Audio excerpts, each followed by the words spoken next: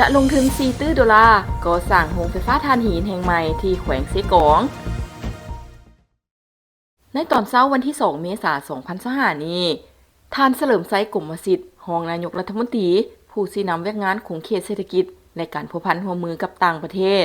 ได้ให้เกียรติเข้าร่วมพิธีวางศิลาฤกษ์โครงการก่อสร้างโรงไฟฟ้าพลังงานความร้อนถ่านหินเซกองของกลุ่มบริษัทพรศักดิ์จำกัดที่เมืองกะลึมแขวงเซกองมีท่านรัฐมนตรีกระทรวงพลังงานในโบเฮท่านเจ้าแขวงเซกองท่านรองรัฐมนตรีกระทรวงโบเฮและพลังงานแห่งราชอาณาจักรกัมพูชีบรรดาท่านรองรัฐมนตรีกระทรวงองค์การผู้ต่างหน้าบรรดาแขวงใกล้เคียงคณะบริหารโครงการพนักงานที่เกี่ยวข้องและแขกถึกเชิญเข้าร่วมในพิธีท่านพรศักดิ์วิไลศักดิ์ประธานกลุ่มบริษัทพรศักดิ์จำกัดได้รายงานให้รู้ว่าโครงการก่อสร้างโรงไฟฟ้าพลังงานความร้อนถ่านหินแห่งนี้มีกำลังการผลิตทั้งหมด 1,800 เมกะวัตต์ประกอบมี6โรงละ300เมกะวัตต์ซึ่งกระแสไฟฟ้าที่ผลิตได้จะส่งออกไปประเทศกัมพูชีภายใต้สัญญาซื้อขายไฟฟ้าหรือ PPA กับรัฐวิสาหกิจไฟฟ้ากัมพูชีโครงการดังกล่าวมีมูลค่าก่อสร้างทั้งหมดประมาณ4 ตื้อดอลลาร์สหรัฐโดยเริ่มก่อสร้างอย่างเป็นทางการในวันที่1เมษายน2025ซึ่งโรงไฟฟ้าหลังทำอิฐจะเปิดดำเนินการผลิตกระแสไฟฟ้าในเดือนมังกร2028และจะผลิตกระแสไฟฟ้าเต็มรูปแบบทั้ง6โรงในเดือนมังกร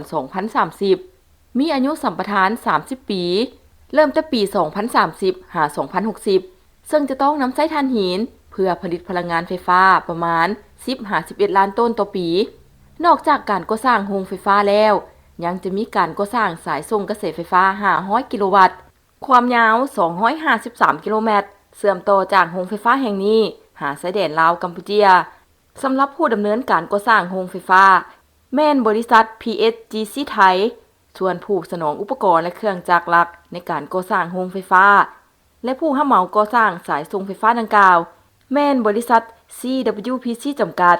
ในโอกาสนี้ท่านเจ้าแขวงเซกองก็ได้มีคำเห็นต่อพิธีว่าโครงการไฟฟ้าพลังงานความร้อนถ่านหินแห่งนี้เป็นแห่งที่2ของสปป.ลาวเป็นโครงการขนาดใหญ่ซึ่งจะเป็นปัจจัยพื้นฐานให้แก่การพัฒนาอุตสาหกรรมดึงดูดการลงทุนประกอบส่วนเข้าในการพัฒนาเศรษฐกิจสังคมของประเทศให้มีการขยายตัวอย่างหนักแน่นเข้มแข็งและยกระดับชีวิตการเป็นอยู่ของประชาชนให้ดีขึ้นเป็นก้าวๆพร้อมกันนั้นท่านเจ้าแขวงเซกองยังได้เสนอภาคส่วนที่เกี่ยวข้องแขวงเซกองและเมืองกะลึมเอาใจใส่สร้างเงื่อนไขเอื้ออำนวยความสะดวกให้ผู้พัฒนาโครงการสามารถดำเนินโครงการตามแผนเวียกที่กำหนดไว้ประสานสมทบกับภาคส่วนที่เกี่ยวข้องขั้นศูนย์กลางติดตามกวดกาการจัดตั้งปฏิบัติโครงการให้มีความคืบหน้าและรับประกันคุณภาพเป็นเจ้าการสุกนิ้วส่งเสริมประชาชนผู้ประกอบการปลูกฝังเลี้ยงสัตว์เพื่อเป็นสินค้าสนองให้โครงการทั้งเป็นการลดพรการนำเข้าสินค้าจากภายนอกให้ผู้พัฒนาโครงการเอาใจใส่คุ้มครองพนักงานกรรมกรของตนเคลื่อนไหวเวียกงานถูกต้องตามระเบียบและกฎหมายสปป.ลาวอย่างเข้มงวดสุ่มทุนฮอนพาหนะกลจักรกำลังแหงและประสบการณ์เพื่อให้การก่อสร้างมีความคืบหน้ารับประกันความปลอดภัยและสำเร็จตามแผนการที่วางไว้บนพื้นฐานการพัฒนาไปเคียงคู่กับการปรับปรุงชีวิตการเป็นอยู่ของประชาชนผู้ที่ได้รับผลกระทบอย่างทันการและทั่วถึงในโอกาสเดียวกันท่านรัฐมนตรีกระทรวงพลังงานและบเฮก็ได้มีคำเห็นตีราคาว่าการก่อสร้างโครงการนี้เป็นโครงการพัฒนาอุตสาหกรรมที่สำคัญและนอนอยู่ในแผนยุทธศาสตร์การพัฒนาเวียกงานพลังงานและบเฮฮอดปี2030เป็นโครงการใหญ่ที่มีการลงทุนสูงนำใช้เทคโนโลยีที่ทันสมัยพร้อมทั้งมีความเชื่อมั่นว่า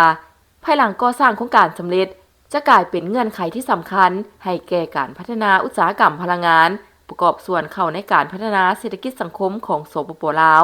ในเฉพาะหน้าและยาวนานสามารถเชื่อมโยงพลังงานกับประเทศใกล้เคียงได้หลายขึ้นทั้งเป็นการปฏิบัติทิศทางและจุดหมายขุดค้นทางแห่งบมโซนของแหล่งทรัพยากรธรรมชาติเพื่อผลิตพลังงานสะอาดมีเสถียรภาพมั่นคง